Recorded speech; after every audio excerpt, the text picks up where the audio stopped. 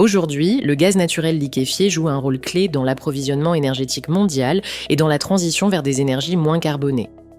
Pour être transporté par mer, le gaz est refroidi jusqu'à -163 degrés Celsius afin de devenir liquide. Sous cette forme, son volume est considérablement réduit. Un seul méthanier peut transporter l'équivalent de 600 navires de gaz à l'état gazeux.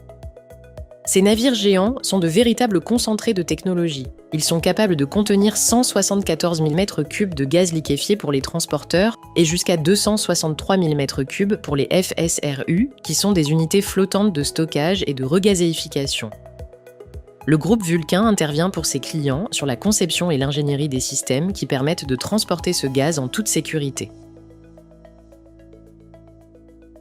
Au cœur du navire se trouvent les cuves qui contiennent le gaz naturel liquéfié. Pour maintenir le gaz à -163 degrés, ces cuves sont équipées d'un système de confinement composé d'une membrane métallique et de couches d'isolation thermique haute performance. Les ingénieurs réalisent également des études hydrodynamiques afin de mieux appréhender le comportement du liquide dans la cuve lorsque le navire est en mer. L'objectif est d'anticiper les mouvements du gaz et d'analyser les impacts des vagues internes sur la membrane ainsi que la structure du mât dans la cuve, cela pour mieux les renforcer.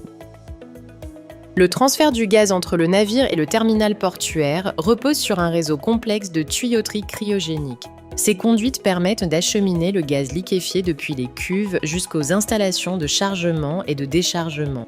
Les ingénieurs réalisent des calculs de flexibilité des tuyauteries appelés stress piping, car les lignes doivent résister à des contraintes telles que les températures extrêmes, pouvant aller de 80 degrés à -195 degrés. Ces analyses garantissent la fiabilité des installations et la sécurité des opérations.